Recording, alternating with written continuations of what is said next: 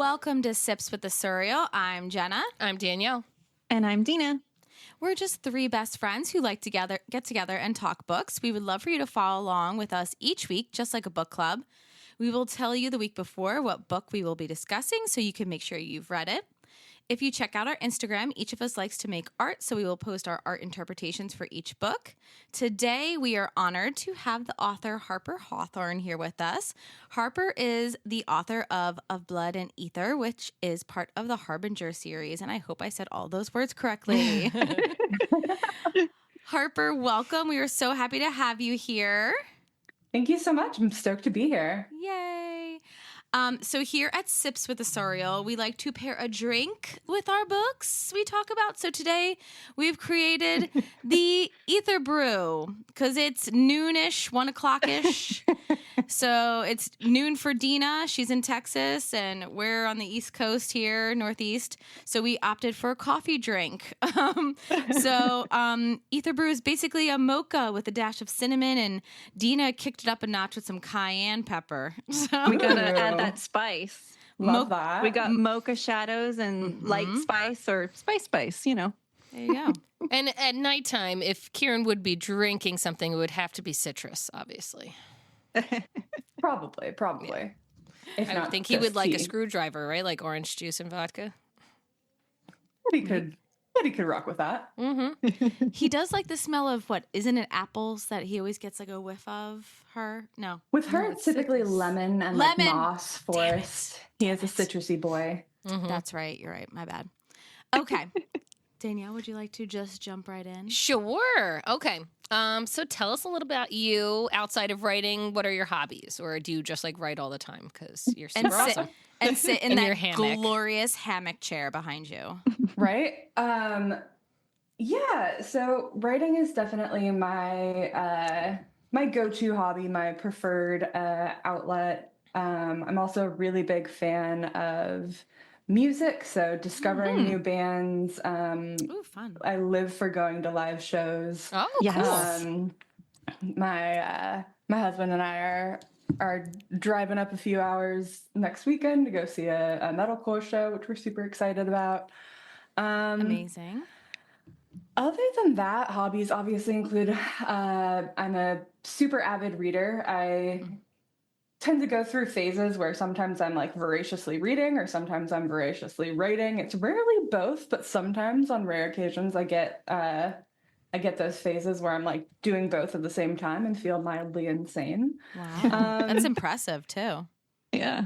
Other than that, I like collecting things, odd little like witchy knickknacks. I collect tarot decks. If you can see behind me, I kind of also love collect that. Cool. insects and like butterfly specimens and stuff that I've got all neat. over my Cool. house as well. I It's like, have panels of butterflies too. We did like a blue pattern. So like big to small. Nice. Yeah, they're really cool. yeah, I've lost count of how many I have scattered across my house at this point, but yeah, those are kind of my primary go-tos. I'm also a very big fountain pen enthusiast, so I spend a lot of time taking care of my miscellaneous fountain pens, changing out the inks, like watching various fancy glittery inks that I try out.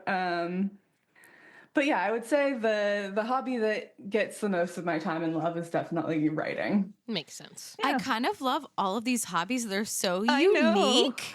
And I feel like I've literally never heard Changed of a it. fountain Like, pen. I've never changed one. no. Yeah. And I'm just like, what an interesting, cool human you are. It makes your book I want to even be like you. right? I'm like, your book just got like, not that it wasn't already really cool. It got like 10 times cooler because what a fun human.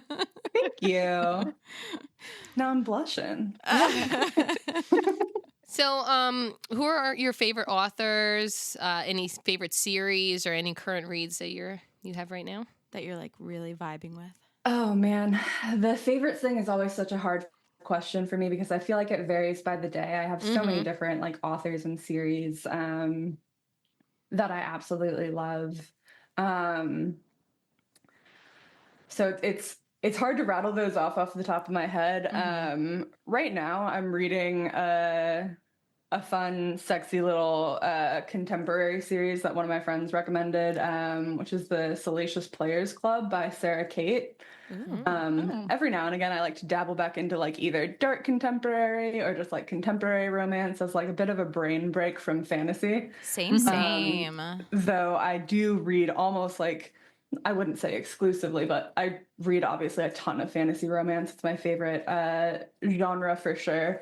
But that's what I've been reading over the past couple days. I like inhaled book one, which I think is Praise, in like less than 24 hours. It was just it's just like super easy, fun little read. And then before that, I had just gotten through rereading almost the entire Shadowhunters series, which like the Mortal Instruments was a like YA fantasy that I was like super into growing up in middle school and high school, and like just recently got the itch to like re-explore that for the sake of nostalgia, because I feel like some of those books were really, really influential on me growing up. So that was kind of fun to re-explore and see like kind of some of the tropes and themes that like stuck with me since those days, and then I kind of carried with me into like my own author writing. Yeah. The nostalgia is nice to go back and say, this is where it kind of started, right? Yeah, it's very funny to me to do that sometimes and realize, like, when I'm reading the personality traits of, like, some of the love interests and stuff, I'm like, yep, that is where my brain chemicals changed, and that became my type. Yep, totally. Oh, that's so funny. All right. So your creative process, what does it look like? You have any writing rituals, anything you do before you sit down to bang out some chapters? Yeah. So I will say that since Blood and Aether was the first book that I ever wrote, my process is kind of continually in flux as I discover what works for me and what is like most consistently helpful for me. But I do definitely like to ritualize my writing process. It makes it easier for me, especially as I'm not currently full-time. I still have a full-time, very creatively demanding job on the other side of the fence. So I like to ritualize my writing process to really kind of get me in to the zone and the headspace of just really digging in deep with my characters. So I usually like to kind of clear out my space, make sure that I'm comfortable, kind of check in with myself of like, when was the last time you ate? Because I know that once I get into the zone with writing, if I can lock into like my ideal headspace, I could go for hours. And it really takes my husband kind of like coming in and reminding me to feed myself to get out of that headspace sometimes. So like checking in with myself, making sure I'm comfortable. I've eaten something recently. I've got water nearby. And then I like to like light a candle. I like to select the scents based on what kind of scene that I'm writing. I like that. So sometimes it might be like a candle that reminds me of the character that I'm writing, or it just kind of captures the vibe of what I'm writing. And then I'll usually do at least one warm-up. I often do two. The first warm-up for myself that I do is like I grab my marker paper and like my marker sets, and I kind of just doodle the vibes of the scene that I want. I'm a perfectionist and struggle sometimes to like let myself get loose creatively and just like let myself write and come back and, you know, edit and make it better later. So I found that like letting myself doodle and kind of relax creatively. I'm comfortable being a bad drawer. I get itchy when I feel like I'm a bad writer. So it's almost as if like doing the drawing helps me get into the more just creatively free mindset. So that's interesting. After I do that for something around like, 15 or 20 minutes, I'll usually, if I feel like I need it, go into a like handwritten warm up where I kind of write about the scene and what I'm trying to accomplish with it. I love that, especially being an English teacher. My students refuse to handwrite anything. I was like, You guys Oh, man. you won't draft anything if you just write a good copy on the computer. Like, no, you got to draft it out, I think. Yeah. I feel like the fountain pens help me out, but I'm like very much a hand writer type. That's cool. person. That's so cool. I've got like notebooks and notebooks. You know, for the folks who are asking me questions like where's book 2, it's like it's got its there. own There it is. notebook as well, of where I just like I find that the physical act of handwriting helps like a lot with my creative process. Wow. And That's sometimes if awesome. I'm like really, really vibing with it, like a lot of, I wouldn't say a lot of the times, but especially more recently, I've found that sometimes in the process of doing the warm up, I'll actually latch on to a part of the scene that I kind of want to run with. And I will even start handwriting like the scene and then like go as far as like my mind and body wants to let me. And then sometimes I'll swap over to a keyboard, but I've handwritten entire chapters before, just kind of being on a roll through that like process for some reason. Wow. Wow, that's so fun. That is really cool. Did you ever post any of your own drawings? I don't typically. I send them sometimes to my friends when I think that they're either good or funny, but it's not like they're not what I would say like formally worth bragging about. Like I think some of them turn out cool, but that one I tend not to go into it planning to show anyone, because that kind of helps me stay in that mind space of just, it's okay if it's ugly. I'm just messing around and getting in the zone. Okay. Very cool. All right. So what inspired you to write this book of Blood and Aether? Like, where did it come from? Oh man, I always love this question because it's a long-winded answer, but the TLDR of it is that back in December 2021, I was on a 2-week break from work. So I was on vacation. I had consumed a lot of media in like the last 6 months leading up to that I feel like had been very like influential and inspirational to me. There were a couple video games that I had played a lot, and the stories really resonated with me. Both Final Fantasy XIV Endwalker, surprisingly, a lot of Genshin Impact, and had watched a lot of like fantasy shows. I think in the couple years leading up to that, I had really returned back to being a reader after I think I had kind of gotten away from it for a while in like college and my early young adulthood.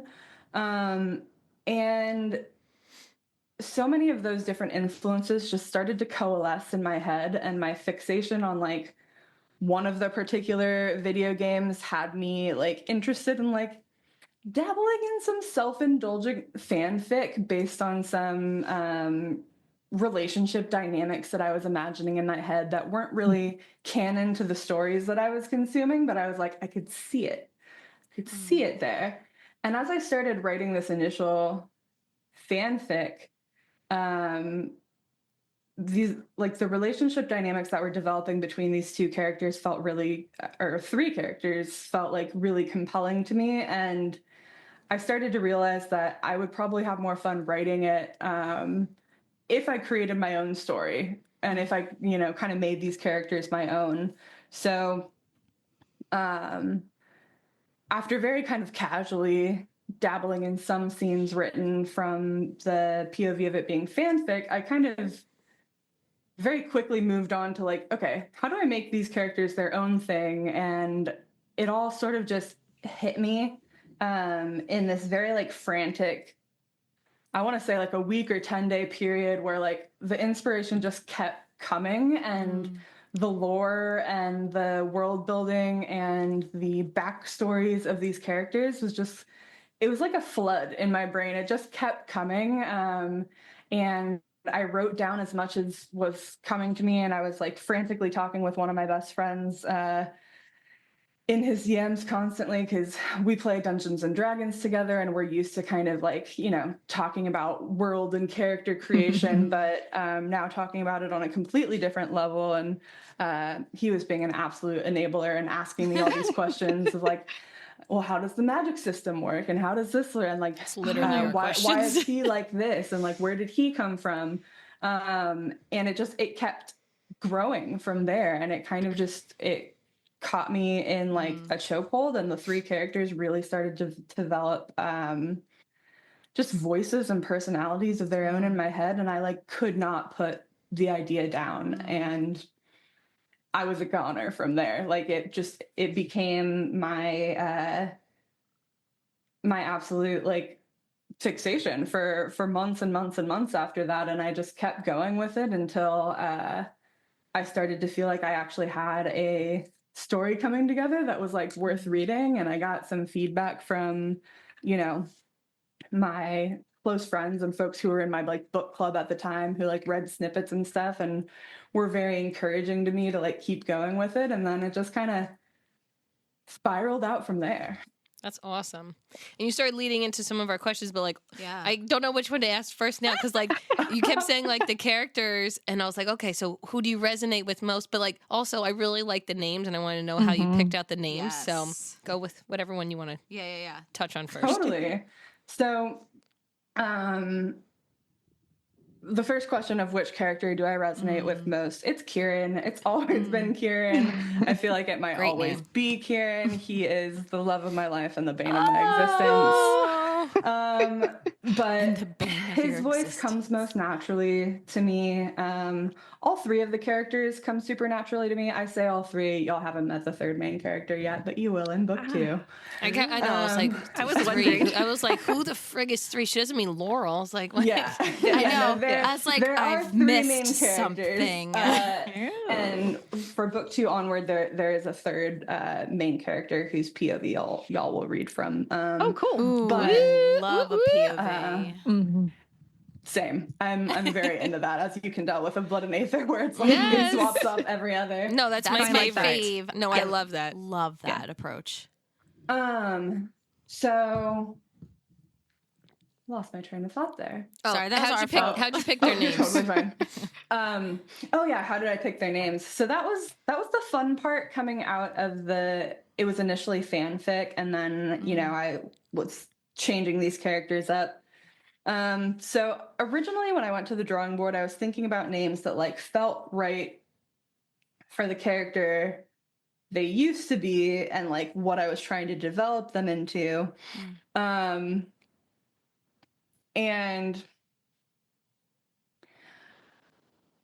I don't really like remember my thought process for all of it, but it's interesting to me. There was a point in time where Kieran's name, in the endeavor to like make it more fantasy, I had almost combined like Arkin and Kieran's name to like make our Kieran a full name, and I was like toying around with that being Kieran's like full name with like Kieran or Kier maybe being a nickname. Okay. And then ended up not really liking that. It just was a little bit too strange and complicated for me. But when I like took that off, and I was looking at just the word or like the name Arkin as a name, it's technically a masculine name. I've only ever seen it used once before in other fiction. It's the name of the train driver in Shadow and Bone, if y'all have Yes, it is. that was the name of the train driver, but I was like, that also sounds so pretty to me as a feminine name, and I'm like, yeah, It works. Why not?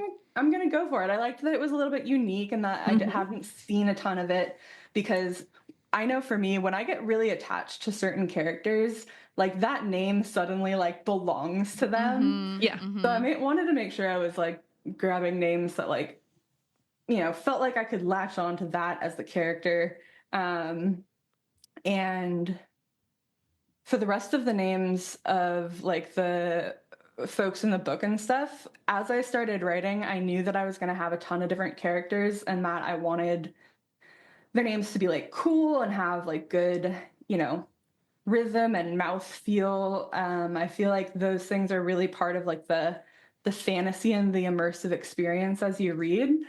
So I spent a lot of time on like baby sites and like putting together spreadsheets of like, here are masculine first names that I love, here are feminine first names that I love, here are surnames that I think sound badass and like fit within this world. And that spreadsheet kind of just became my little cheat sheet of like, oh, I need a new character now. I'm going to go through and like select a name and a surname that sounds good together. And then like pop that into my like directory of characters and on to the next one. I like that. No, that was definitely good. Personally, love the name Kieran. That happens to be my husband's name. So Nice. he was really And she was getting excited. confused too when we were, like, texting. We're like, Kieran this, Kieran that. Yeah, I was like, what did you say yesterday? You're like, oh, what was Kieran's? I'm like, what did my because husband we were talking about coffee, and I was like, oh yeah, let's get croissants and coffee, like Kieran's favorite breakfast place. And I was like, where's my husband's favorite breakfast place? Like, how do come you I know don't know what this? that? I was like, why don't I know? They're like, no. My husband was like, he's like, cool. So he's like a demigod. He's like really cool. I'm like, all right, slow down. It's the book's I not love after. that. He's like the book. I was like, the book's Giving not him an after ego. you, buddy. Like, Giving him an It's ego. funny. I've never heard that. I've heard kind of opposite, more like horror stories from readers who are like, it was very hard for me to get through this because Kieran is the name of my son. And I was like, oh my God, I can't believe you even bothered going through that. That's a lot. oh wow. A lot. That would be so weird. Yeah. I was kind of honored to hear that they made it through. I was like, really? Like, Thanks for sticking through, Kieran, going down on. I think they had mentioned like I just changed his name in my head. I'm like, good for you. Yeah, you're gonna have to. You would have to. That's crazy. That's so funny. So you did touch on the world building and then the whole idea of the magic. I thought the magic system was super interesting, like conduits, arcana, and all that. So you were talking about your Dungeons and Dragons friends and stuff. So did that help you build that? Like, because you do so much world building in preparation for like a game? I think so. I think my background in Dungeons and Dragons definitely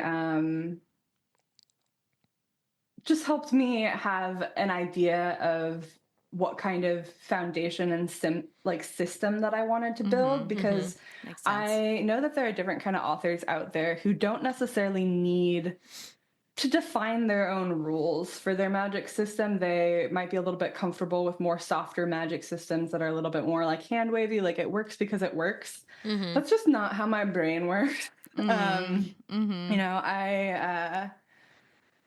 I will fully admit that like I'm the obsessive type. I'm a Virgo rising. It's kind of just in my personality to be like that. But I knew when I was building my magic system that like I wanted to understand it from the ground up. I wanted to understand how it came to be, how it actually functions. I wanted to know how it truly functions versus how the general populace thinks it functions. And I think that's what drew me to developing a magic system that was kind of based around like a science in a way. Yes. I think by kind of developing it from the ground up and understanding all of those things, even though that's not really explored on page or described on page in depth, there's a lot more to the system that y'all actually know or will discover until later in the series. Like with the 19 and the studium and all that? The 19 and the studium and like how resonance, like how it's known to be and where it comes from and all that. Like there's a lot of different layers kind of going on there that by figuring it out from the ground up, I was able to develop lore as I went, as it made sense, and how I kind of wanted it to behave specifically for the characters in the story. And then once I was able to kind of figure all of those rules out, it's really easy to then incorporate into the world in like fun and creative ways because I understand it inherently. Right. I was going to say like the rules, there were clear rules about magic and all that. And it was really interesting. And I was just telling the girls the other day, I was like, I like the magic in this. It's different. And the way they use it and how it was built is very different. And the rules, that was a good word to use. It's so intricate too. Like you could tell that there's more to it than what we learned. Yes. And I was like really trying to go slowly because I really want to be able to understand and maybe kind of pick up on something, hopefully, like little Easter eggs or something for the future. Dina's good at that. She's really good. But it was just really, I don't know, I found it really interesting as well. I liked it. Thank you. Where am I? Okay. So if your book was adapted into a film, who would be your dream cast for your main characters? Arkin, Kieran. Oh man, this is a hard question for me because it's so difficult for me to like identify like actors and like real people who I feel like would just perfectly encapsulate them. But oh man, We can circle back. Yeah, it's okay. no, you're totally fine.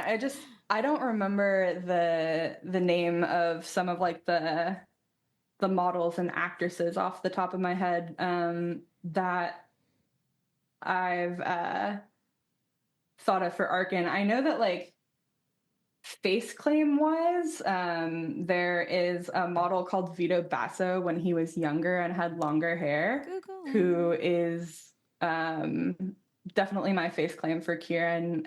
He shows up on Pinterest a lot. Okay. But when he like Oh. I'm so curious as to like Google which now. image y'all are seeing, but Oh. That's some intense eyes. I'm a fan. Yep. Yeah. That's Yeah, him. that's him. That was pretty good. Yeah, he's all over Karen's Pinterest board. Shoot. That's funny. Heck yeah. Oh, I like that. Yeah, there's some like Thanks black and for- white shots of him. Thanks for him on- bringing him to our reality. Of Thank course, yeah. It was crazy. I posted on Instagram. Lord. I think it was like last week. And in the caption, I had asked some of my readers like who they would cast. And one of my readers actually mentioned Vito Basso, and I don't know if it's that she has seen my Pinterest before, because I do have a public-facing Pinterest, and like she had latched onto it there, or if she just came up with that on her own, and we were just on the same wavelength. If so, I'm very impressed by that, because like he's not obviously a super household name. Like I don't think most people know of him off the top of his head, but like Never heard of him, but And he now has I'm always happy I been like have. the What IRL country- Kieran for me. What country is he from? I'm looking at his Instagram right now, and I'm trying to identify the tiny flag.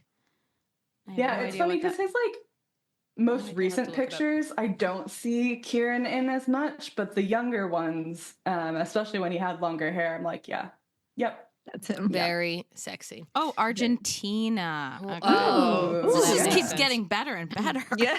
Look at that picture. Oh, geez, I could go on and on. Well, our next My question was about your friends. sex scenes, or just applauding you for those sex scenes. Like honestly, Thank Question you. just. it's not a question. Not it a was question. just well done. Just a really great compliment. Great job. Thank Beautiful you. amount of chili peppers that went on for a lovely extended period of time. It was We're big fans of spice, and you know you're great. Yep. Why, thank you. Honestly, that was actually something I kind of set out to do when I decided I wanted to try my hand at writing a fantasy romance. Is that I loved all of my like entry level intro to fantasy romance series. Like obviously Akatar and From Blood and Ash were some of the first two that I read and got really hooked on and loved. But I always personally found that I wanted a little bit more from the sex scenes. I wanted them to be a little bit longer. I wanted to get more POVs. I wanted them to be a little bit more explicit and fun. I think it's egregious that there are so many worlds out there that are fantasy and magic related, and like yet you never see the fantasy or magic elements coming on into the bedroom. Like you tell me that yeah, that was cool. Like the glowing hands. Yeah. Like, come on now. Let's use a little shadow play in the bedroom. Come on. Exactly. So that's something that I actually take like a great deal of care and pride in. I love writing sex scenes and exploring sexuality and obviously a little bit of kink in there and how that kind of contributes to the relationship building and the tension and the chemistry. I think it's fun taking the smut and the sex just as seriously as you take the plot and the characterization. I love when he called her sweetheart every time. Just like, you're killing me, man. He's just pretty fantastic. He's funny. Now we know he's actually gorgeous in real life too. Obnoxiously so, yes. Charismatic, intelligent, brave. He's all the things, really. I love him. I absolutely hate him. It's funny. I know that it surprises people sometimes the way that I talk about Arkin and Kieran and Victor as well for my writing group, who gets to deal with all my book 2 onward thoughts. But they really are like fully realized characters and people in my head. So they've got their own personalities like going constantly. And Kieran is by far the most obnoxious one. That's funny. All right, there you go. I love that. Sure. All right, Dina. So kind of speaking on the sex scenes and incorporating their magic during the time, so we like to make art, right? So I actually made something in advance of this, right? And that's part of the scene that I did. It's actually both of their hands hovering over each other and one's shadow and one's light. So I'll send it to you so you can check it out. But that part, like I can, like going back to that, that's how great and inspiring that scene was. So very cool. Thank you so much. I'm actually really excited. I've always wanted to see like that moment drawn brought to life. I'm very excited. Dina's excellent. She's super talented. So speaking Dina on that amazing. like character artwork, I noticed that you did have some on your Instagram. How does it feel to see them actually brought to life? Oh man, to be honest, it's straight up addicting. I started getting character art done I want to say within like 6 months of starting the story, back before I had any idea of like commercial licensing or like the business element for it. For me, it was just, I was using that as a tool to kind of motivate me to celebrate, big word count goals and stuff. Getting character art is just kind of a way to like see my babies come to life. And then obviously as I started approaching publishing and learning a little bit more about the types of licensing that you need to get when you're using these images as like advertisements and stuff like that. I started to kind of take getting that art a little bit more seriously and treating it more like a business expense, but it's still very surreal to me to like see what I see in my head, like captured by an artist. It took a while to kind of get there. The first few pieces that I feel like I got done of Arkin and Kieran in particular, like it wasn't quite capturing him, but all it really takes is one artist getting it right. And then you have the like reference point of like, okay, this is the character. And then it feels like for me, like some of the art that I get is just like it gets closer and closer to looking like what you see in your head. And it was honestly kind of a wild experience for me when one of my readers actually commissioned a piece of character art of them from a different artist. And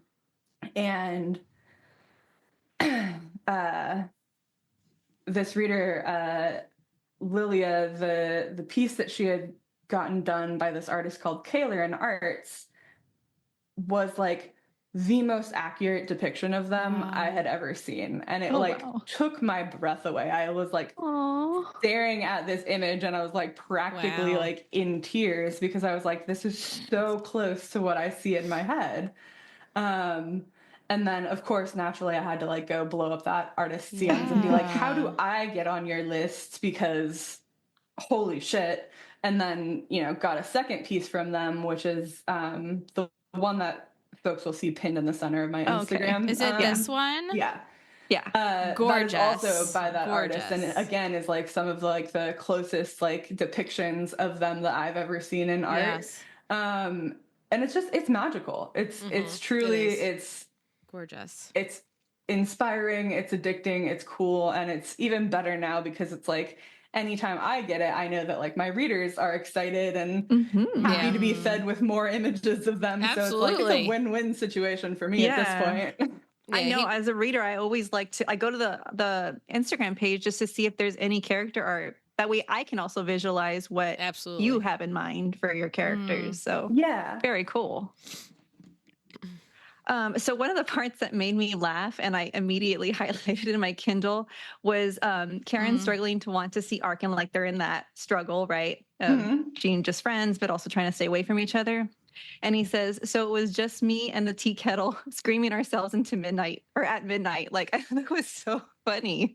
But I feel it also totally represents that slow burn and the struggle that they have. I thought that was it was so greatly done that I don't know, I think that's one of the best slow burn interaction between those two characters that I've read in a book before. Thank you. It felt very real. Yeah. It's interesting because I didn't necessarily go into a Blood and Aether being I want to write a slow burn. But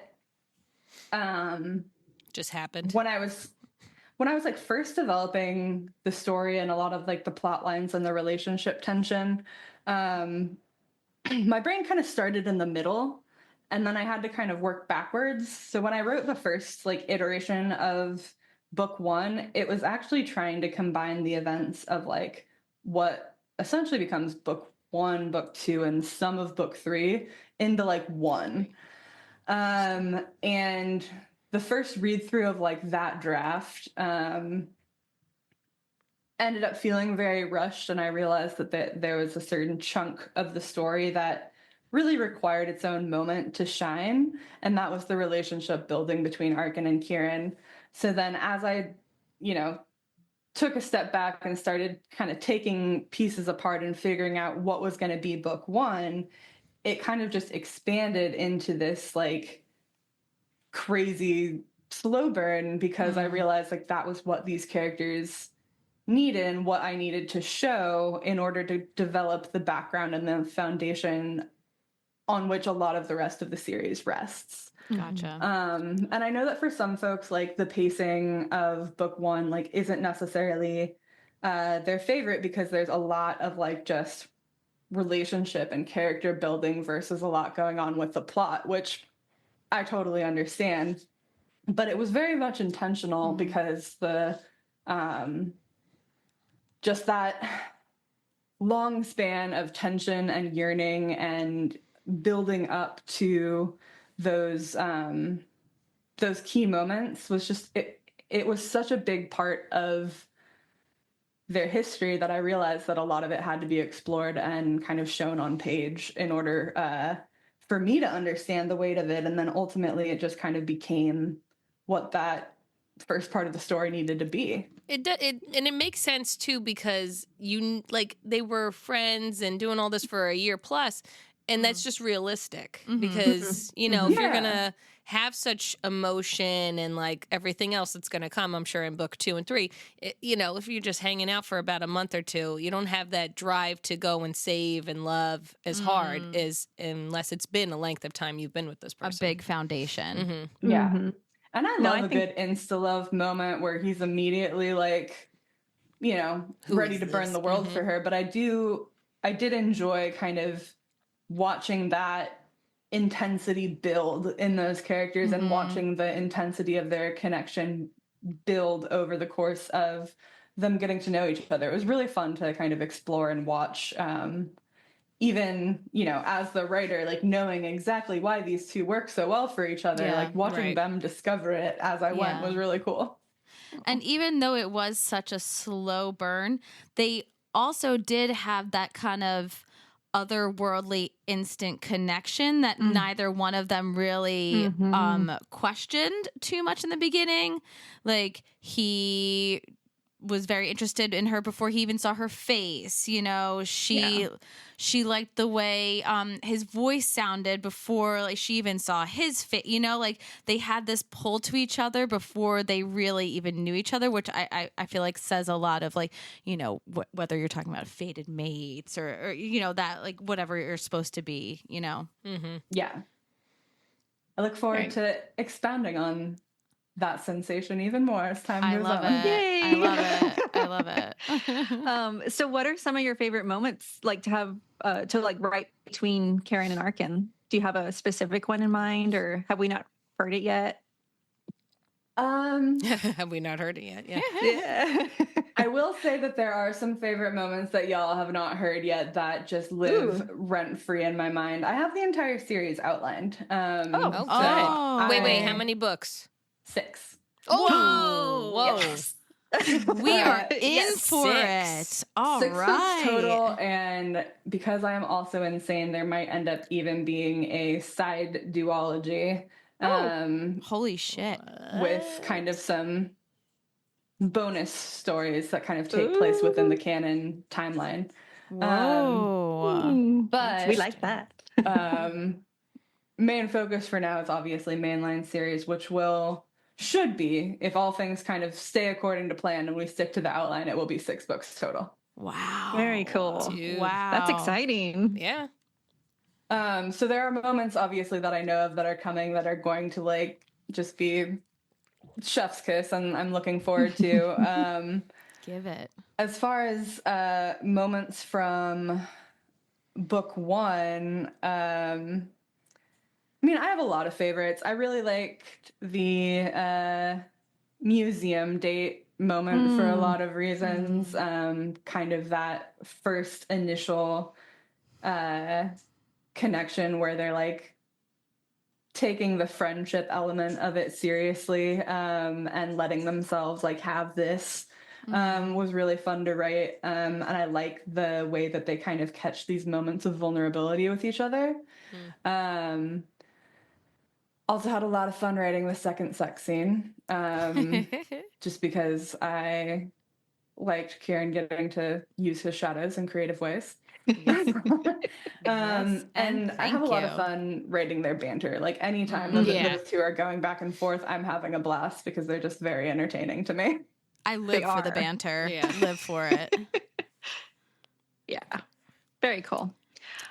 So one of my favorite parts was when Arkin talks about how over the years she's learned how to mask her true identity, just to, like, portray this more suitable version of herself, and that it's easy to lose yourself in that. And I totally get that. And I just love that she also realized that she never had to do that with Karen. Like that, I mean, that speaks volumes to their relationship. Yeah. That element of the book is very deeply personal to me. Arkin, even though there's not really words for it in this fantasy realm, I consider Arkin to be neurodivergent. I have kind of given her my own experience as a neurodivergent individual with both ADHD and autism. I consider Arkin to kind of have those traits as well. And that's kind of just, it's a huge part of the neurodivergent experience, kind of growing up in my personal experience of just feeling very kind of disconnected and other from the world, that I think a lot of people can relate to, neurodivergent or not. But there is just something that's so comforting and validating when you find your people in this world where you don't have to wear that mask and you can kind of just be your true self, and the level of relief that can provide, and the depth of connection that you can build with those kinds of people is it's very special, and it's very like integral, I think, to the like survival and well-being of people like that. Like you need to find the people that you can just be yourself around. So that part of Arkin and Kieran's connection will always be like very very special and very close to my heart. That's amazing. That's amazing. I love that. Thank you. So when I first started reading your book, particularly, I was like hook, line, sinker with the whole point of view of the king and the young prince. Like, so from the get-go, I was like, this is different. Freaking love this. This is going to be dark and deep, and I can't wait. But what I noticed the most is how you depict the characters' emotions. I feel like you so easily paint that picture of how they're feeling, where you can like literally pop yourself into their body and understand how they are feeling completely. So how do you tap into fictional characters' emotions? Like, are you an empath? Like, you did it so well. Yeah, I definitely feel that I am the empath type. I have always been a person that just feels feelings, feels emotions on a very intense and deep level, in ways that can be kind of honestly like overwhelming from time to time. You know, I feel a lot. I feel too much, but I'm also just consider myself, similar to like Arkin and Kieran, to be a bit of like a student of human behavior. And that's partially just, you know, some from background and upbringing, but also just personal interest of just, I really like to understand human emotion and why people do things the way that they do and what makes us tick. So it does kind of come very easily and naturally to me to kind of sink into the point of view of the character and feel what they're feeling and describe it in visceral ways, because I can kind of experience and feel it with them. I think that even though a lot of what I am writing is fantasy, I draw upon, you know, really vulnerable and personal experiences from my own history, to kind of bring those feelings to like a reality level, to inject the amount of like visceralness to it where it feels authentic and legitimate to me. I don't like emotion that like falls flat on the page. So if I don't feel like I'm in the right like headspace to capture what I'm writing, a lot of the times I won't. And I'll just wait and come back to that scene when I feel like I can actually go there. But it's what I love to read. I love being able to like feel what the characters are feeling and like feel it on like an intense level. Like I enjoy books that I can just really get kind of immersed in, and like whether it's going to destroy me or not, like I'm on board as long as I'm like, you know, hooked into those feelings. So that's what I try to accomplish when I write as well. Well, you did, and I feel like you used a great word there, like a visceral like experience with it. That was it. Perfect. Were there any certain scenes that were difficult for you to write, or did you just like, was it just like in your head and just flowed right out of you onto the paper? Oh, there have definitely been some difficult scenes that took a long time to get right. The intro to the book was actually something that I revisited on multiple occasions, trying to figure out where exactly I wanted the story to start. Because when I first started writing, it wasn't even like Arkin wasn't on the ship. She was still back even in like the Brindlewoods, and we were kind of showing a glimpse of her life just before she left. Oh, okay. And like there was a lot of like prose and moments in those scenes that I was really attached to, but just ended up having to let go of for the sake of pacing and like, you know, just making the speed and development of the intro feel right. But I think that one probably saw the most change. Like I really needed the intro of the book to hit right, because I wanted folks to be sucked in. Nailed it. And then like emotionally, I would say that the ending of the book was probably the hardest for me to write. Oh, yeah. Yeah. I could see that. Yep. Are there any Easter eggs in book 1 that help us with book 2 to 6? 2 6. Oh yeah.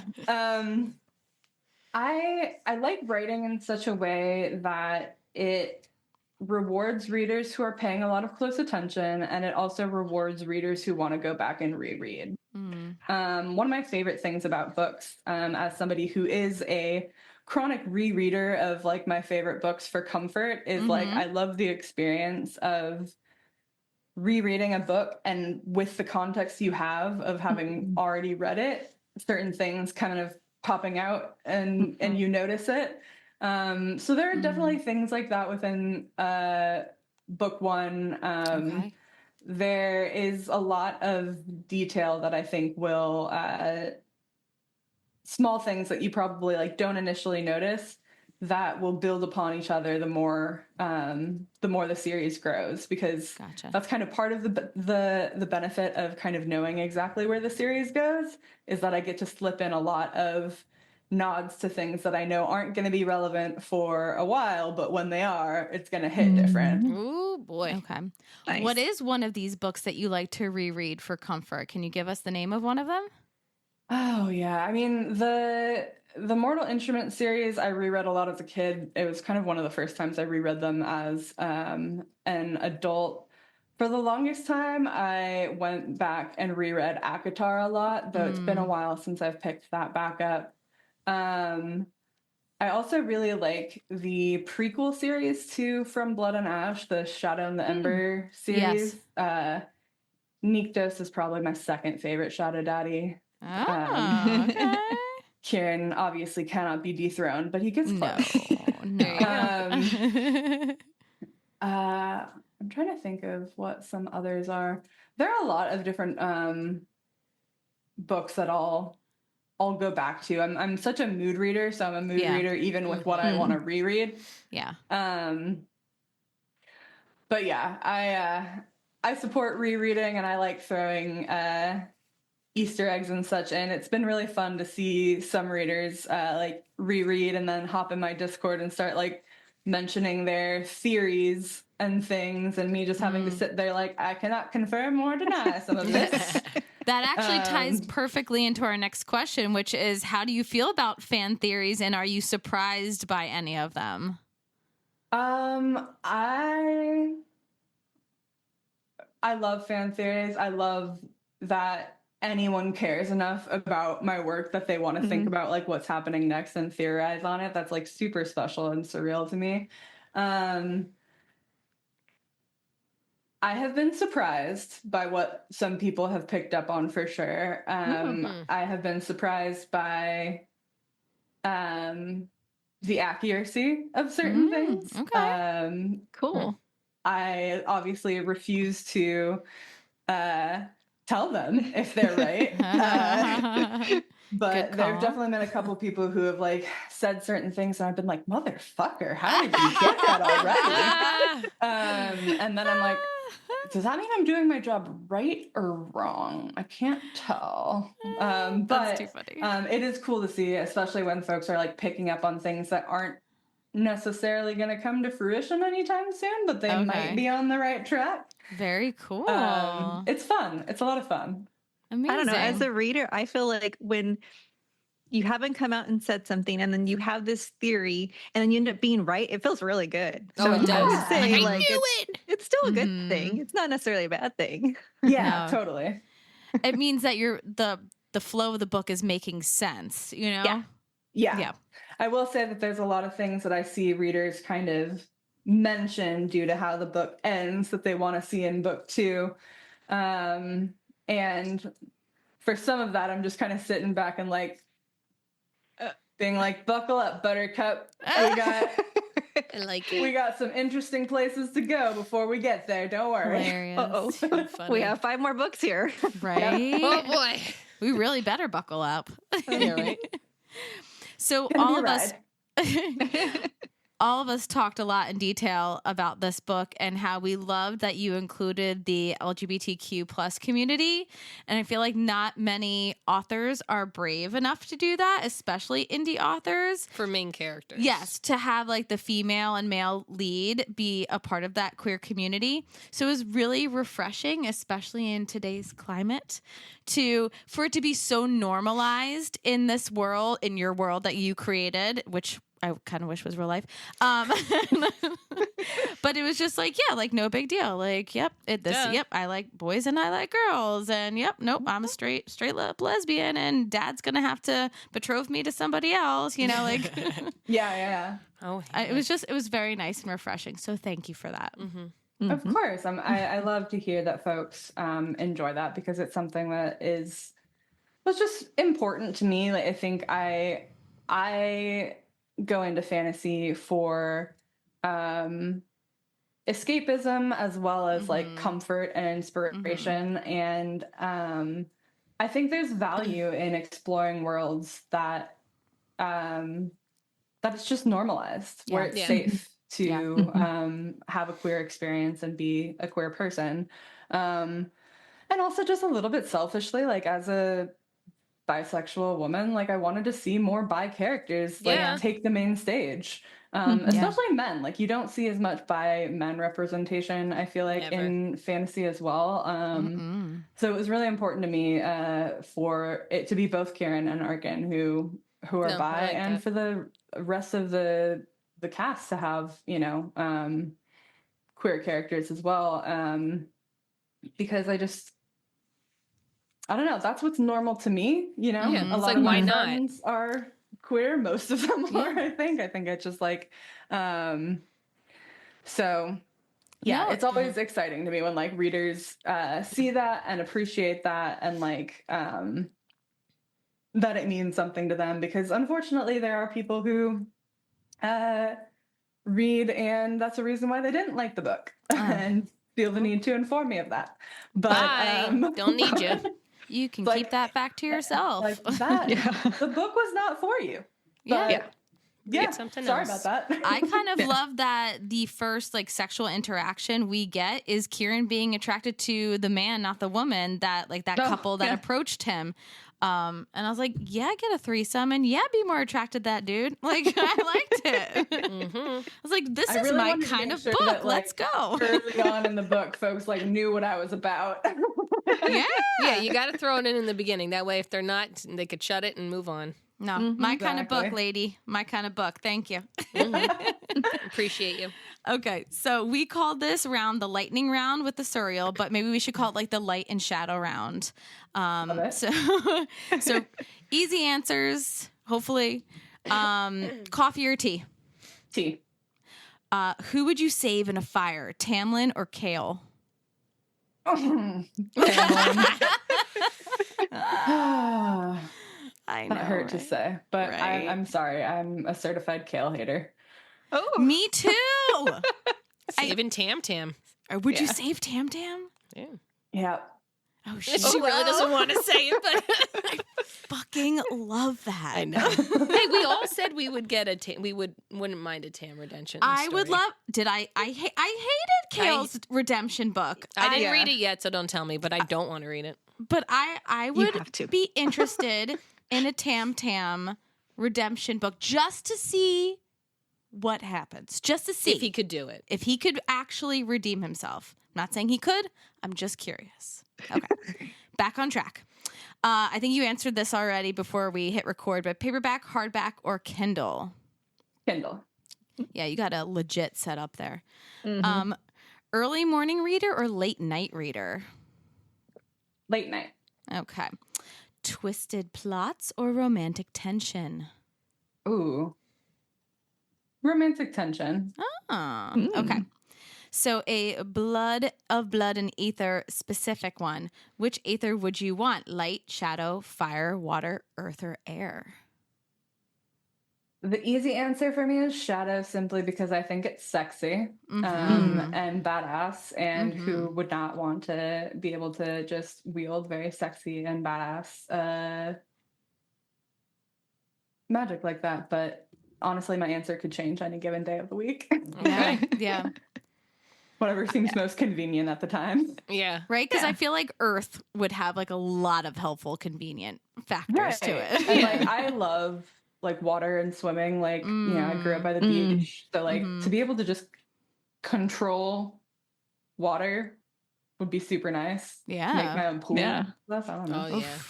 Yeah, there's a lot of positives to all of them. That is a major positive.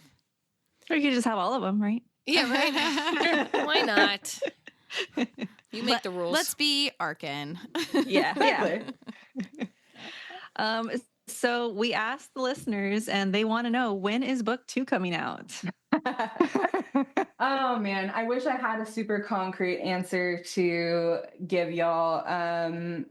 The only thing I can absolutely pretty much for sure say is that it will come out this year. Okay. I am hoping within the next few months to kind of have more like concrete details to share. Okay. And we'll absolutely start blasting it from the rooftops when it's time for, beta or ARC readers. Working on it, and have a lot of plans that are kind of in the works in the background. But drafting has taken me a little bit longer than I anticipated, truth be told. It's been a wild ride over the last year or so, like publishing, having the indie author life kind of become my second job in addition to my current job. Yeah. And just finding the balance between marketing, creating, keeping a roof above my head for my family. So still kind of finishing up the manuscript and getting it to a place where I want it to be. But still pretty confident, I would say, like 99% confident that it's going to come out this year. So bear with me, y'all. Good. Plenty of time for a reread and getting those Easter eggs. Yes. It's true. Yeah. Do you have any other projects that you work on, or is that kind of like in the back burner since you're kind of focusing on book 2 right now? Yeah, so right now my focus is book 2. I have a few different side projects that I have kind of cooking and waiting on the side for now. I have a paranormal romance that lives very rent-free in my mind, that involves a young woman in college and the nightmare demon that haunts her mirror. Whoa. I'm scared. Which is a lot of fun. And then I have like a kind of a fae fantasy romance duology kind of cooking in the back of my mind that's a little bit of like Seelie and Unseelie court, but also like some Hades and Persephone vibes going on. Oh, cool. We all like that. Yeah. I love I some have a lot of mythology fun vibes. with. And then kind of the newest brainchild to develop for me was like last August or whatever. Had a really vivid dream, and from that dream, a contemporary romance was born. Look at you. Which I never really thought I would write. I've always been such a big fantasy girly, but yeah, it's a fun little like forbidden office romance between a woman who works at like a marketing agency in LA and her very off limits boss. Cool. I'll read all of those. I know you're I pretty. know. The mirror one scares me, but The mirror one definitely sounds like what my childhood fear was whenever I would go into a bathroom at night. Bloody Mary. Oh, yeah. It's the mirror one, which I call Nightmare Whip, is probably one of the most likely ones that I will return to kind of on the side as I'm going through the Harbinger series, just because I have a really good kind of vision for where it goes. And I really like, it's also multiple POVs. I really enjoy writing from the Nightmare Demon's perspective. It's a lot of fun. Oh, But I'm yeah, so scared, but intrigued. sometimes I'm scared those and intrigued. moments just like come up for me and like grab me, and like the idea just doesn't let go, and I kind of have to like follow it through and get as much of like the details that are coming to me on the page. But my main focus for now is the Harbinger series. There's a lot going on in cool. your brain. And Yeah. I kind of dig it. Yeah. It's very loud in here. That's why she has that cozy hammock to like cool down. Yeah. Legitimately, though, yeah. Part of why it's there. Awesome. Well, I mean, I'm looking forward to those series hopefully developing or coming out for sure. Is there anything else that you want the listeners to know? See. For those who have read and finished of Blood and Aether and want more of Arcane and Kieran, you can always subscribe to my newsletter at the link in my link tree. When you subscribe to the one up top, you can download a free story called Whispers and Waterfalls, which is a short story between Arcane and Kieran during one of their how did I not know this? 9 days of bliss between, I think it's Signing up chapters now. like 56 and 57. Yeah. Which is a lot of fun. Folks have been enjoying it. Oh my God, doing this right now. If I Yeah. don't do it now, I will forget. Remind me. Oh my Lord. I'm having it sent to our Our chat. Okay, good. SIPS email. So thank you. Just got the Yeah. email. But yeah, if you need a little bit more Arcane and Kieran in your life, Always. Who wouldn't? I've been enjoying reactions to that one because one, people have enjoyed seeing Arcane and Kieran again, but it also might make you a little mad again when you think about the ending. True. Yeah. So tell the listeners where they can connect with you online and learn more about your book. Yeah, of course. I am Harper Hawthorne almost anywhere that I go on the internet. I'm most active on social platforms like Instagram, but y'all can find me on Twitter, Threads, TikTok, all of that. You can find all of my work on Amazon and Audible, and you can subscribe to my newsletter at harperhawthorne.substack.com. But yeah, I'm pretty easy to find. Try to keep all my usernames the same. Yeah. Good. Thank you so much. All right, everybody. So please make sure you follow us everywhere you listen. Rate and review us, please. Follow us on Instagram at Sips with the Suriel, Suriel. Click our Linktree bio and follow us on Goodreads. We will also put our episodes each week out on YouTube, so please subscribe, same name, Sips with the Suriel. All right, friends, keep reading to whatever end. Bye. Bye.